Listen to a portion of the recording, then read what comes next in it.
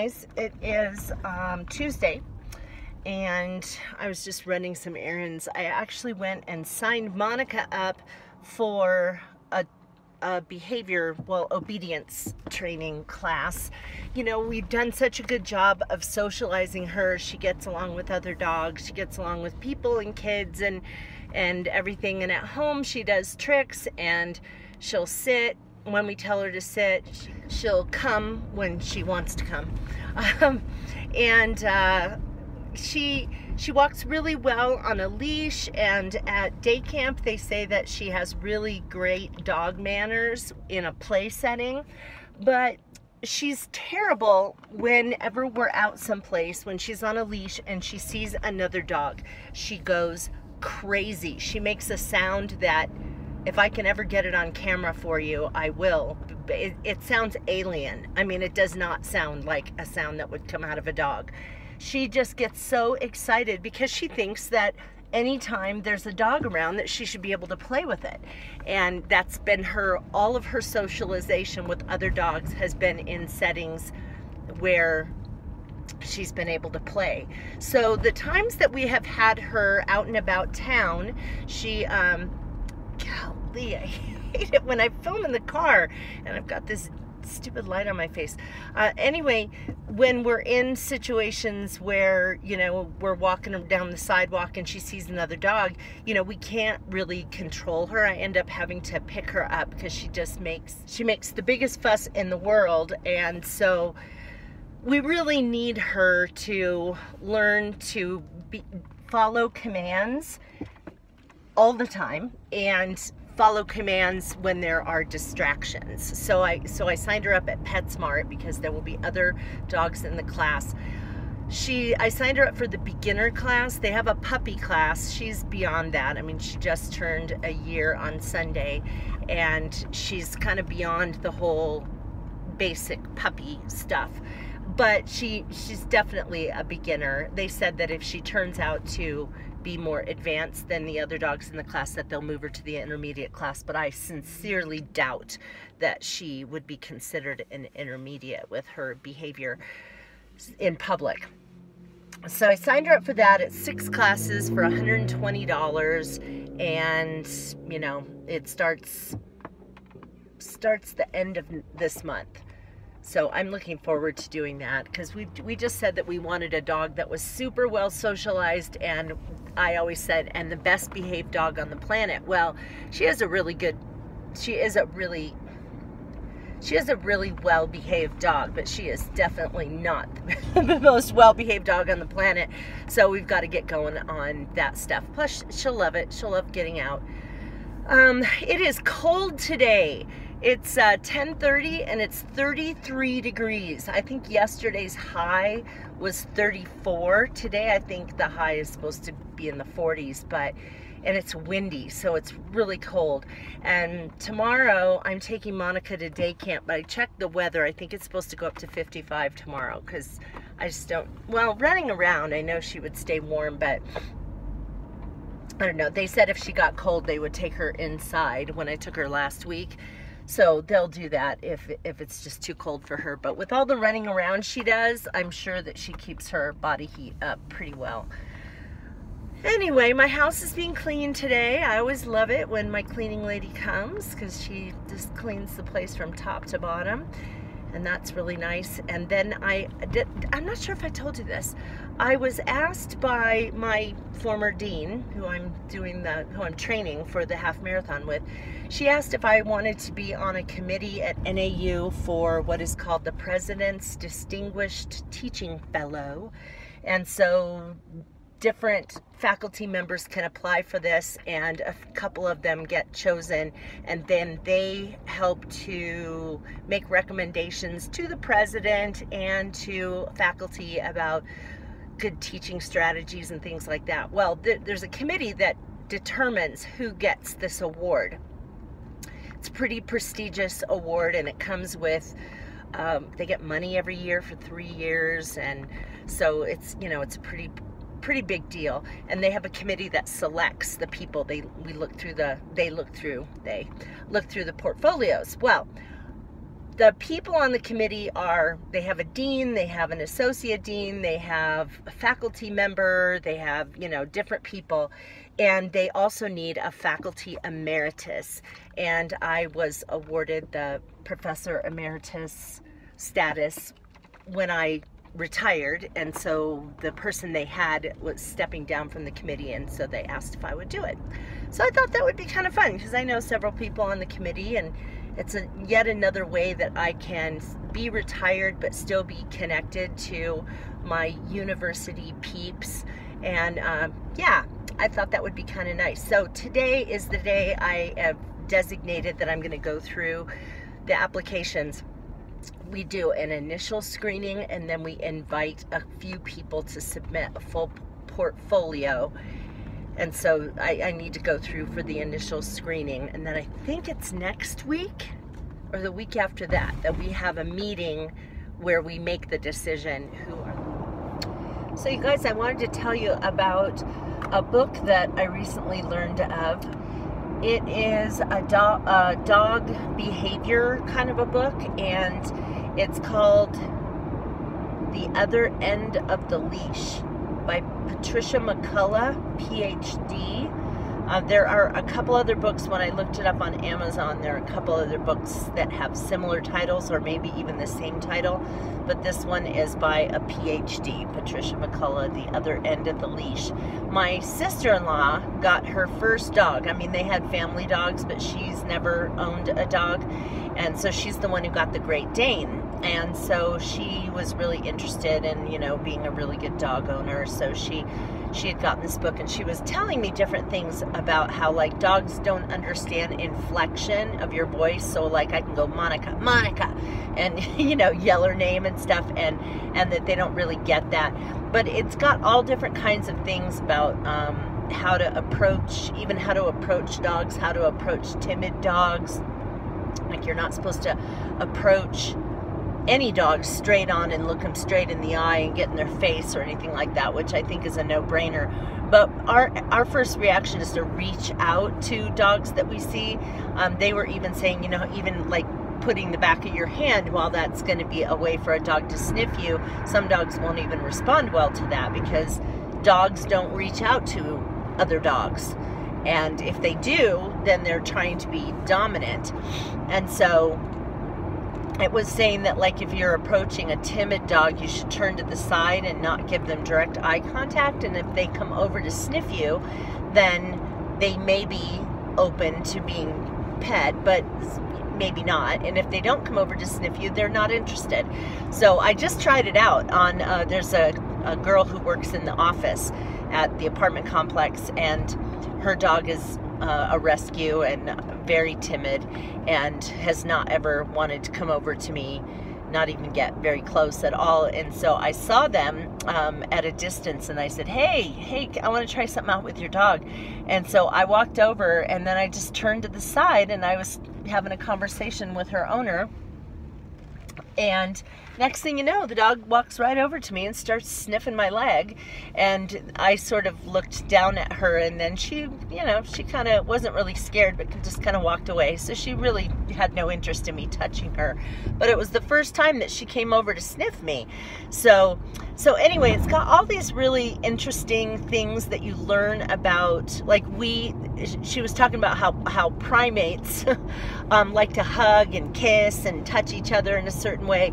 And so it's really normal that we would have the behaviors that we would have with dogs, but dogs don't understand that kind of behavior. And so I thought it was such a fascinating book. So I'm not sure how well you guys can see that in the distance, but there is a fire over there.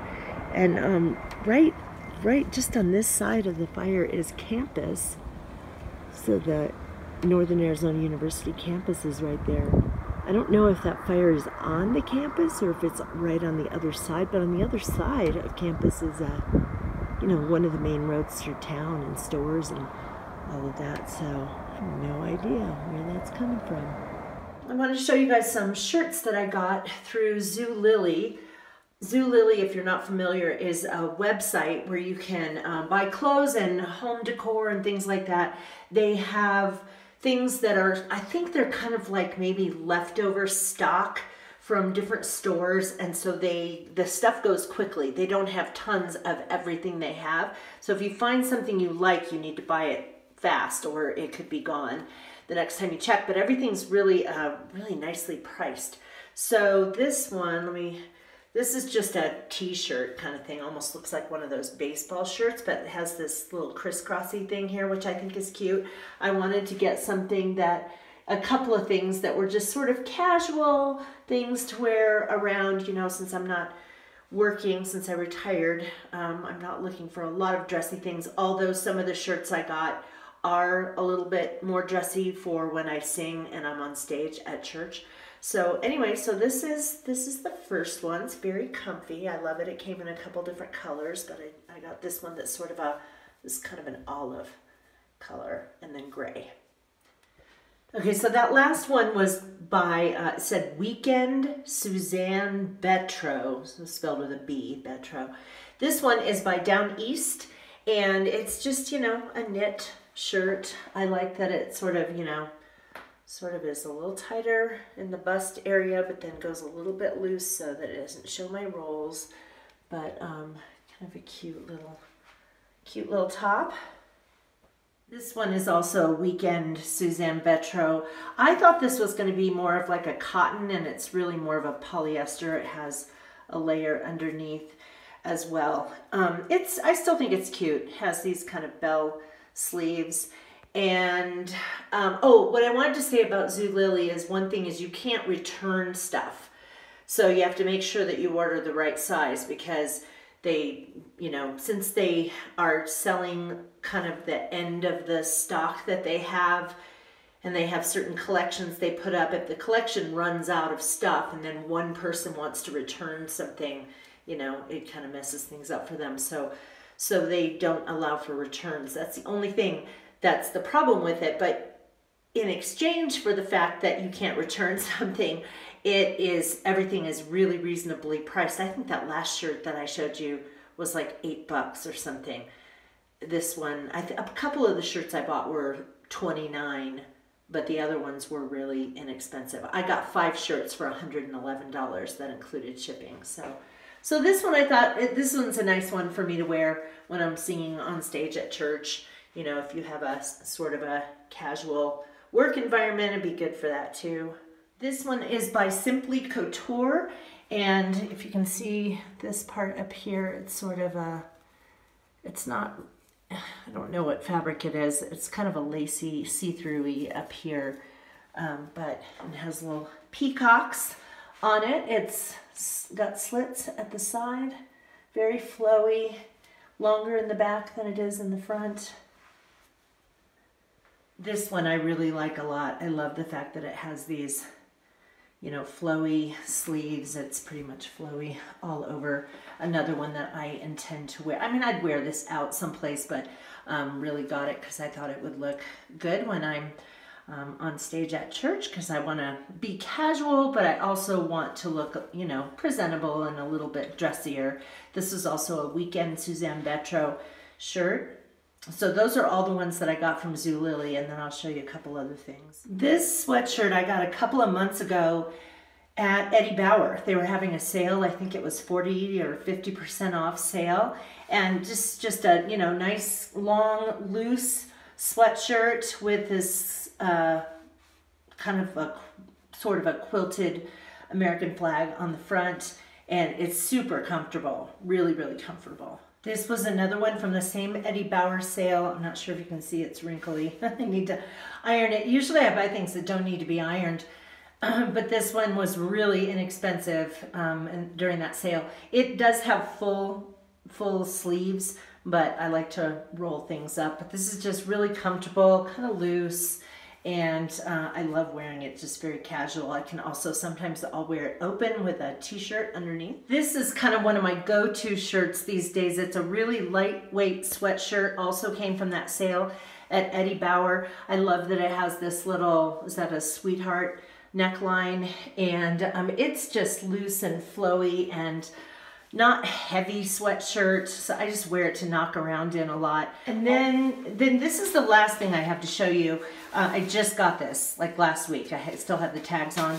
Eddie Bauer was having another sale, and this was 40% off. It's a raincoat, has a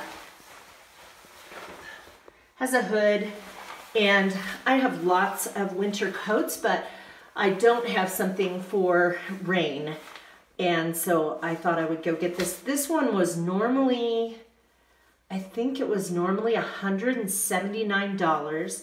They had it mislabeled. This particular one was mislabeled for $170, and then there was 40% off of that. So I don't know, how much did I get this for? $80? 80? Yeah, something, I don't know. It was a really good price. And it has a zipper inside, and then snaps and pockets that zip, and it's cute. I like the length of it, and it's because if it's raining, you know, you don't want something that's short so everything else gets wet. So I really love this jacket. I'm looking forward to wearing it. And it doesn't have a liner inside, so it's not like going to be super warm, but it would also be a really good jacket to wear on a windy day. We have a lot of wind here in Flagstaff, a lot of cold wind, especially in the spring, and I think this is going to be perfect for that time of year. So today I'm burning a new candle. This is from Indigo Wild. You may have seen a haul I've done on Indigo Wild products. They make, they're kind of known for their goat's milk soap bars, and those are called Zum. So they have Zum bars and Zum rub, which is like for the, you know, to put on your heels so your skin stays nice. They have Zum laundry detergent and, you know, all different kinds of stuff. We love their goat's milk soaps. And so I decided I would get a couple of their little votive candles. This one is frankincense and myrrh, and it smells really nice. I also got a couple of others. This one is Zum Christmas Chi, and it is spruce and sage. And then this one is called Mazel Zum. Got a little holiday theme going on here. And this is almond and orange. So yeah, they're soy candles, and so far, so good. To show you our stockpile of Zum soap bars. I had bought these, gosh, I guess a couple months ago. I always stock up on them. They sell for, I think they're like $5.95 or something like that for a bar. But if you get one that is from the end of the block, meaning that it's sort of misshapen a little bit, then they're $1 less than that. So these three were like end things. As you can see, they're sort of misshapen a little bit. And so I don't remember what they were. This one is a oatmeal something or other, because it has oatmeal on the end. I've used this one before. Might be almond. Gosh, what is that? I can't tell what that one is. This one's definitely almond. And this one I've had before, and I'm thinking it's like a tangerine something or other. Then I have this one, grapefruit, and this one is frankincense and myrrh. More frankincense and myrrh. This one is clove and orange. This one is poppy pumice, so it's got a little bit of grit in there. And this one is sandalwood citrus. Oh, here's another Zum bar. This one is another clove and orange. And then, if you order a certain amount from them, they'll give you a box of mixed, like, pieces. I'm sure these are like end pieces from the blocks of soap they make. They're small little things, but you can try different ones. The only thing I think is a bummer is that they don't tell you what kinds of soaps are in the box. So if you try a sample and it's really good, unless you can just look for something that has a similar color, then, you know, it's going to be hard to find out which one you had. And I have a couple of boxes of those. I want to show you this. My mom got me this for my birthday. It's by Scentsy, and she was at some kind of a home show, and she saw this, and you can apparently pick out all these different parts So like this, there's this, and then this main part, and then it's got, there's a light bulb in there, and then this is the wax you put in, so it just heats that up, and then you can choose the kind of base you want. So she got me something that, you know, looks really rustic, and so it sort of looks like aspen. I think, I don't know, is that supposed to be aspen? No, this certainly is supposed to look like aspen. And then you choose whatever kind of topper you want. So she got us a little forest scene, and so far I've just burned the, what was the wax? Like a pine kind of a thing, and it smells so nice. It's not a real strong pine smell. It's sort of pine, but also a little bit kind of sweet, and you know, it puts out little light reflections on the wall. So very cute. I thought this was a great gift she got me.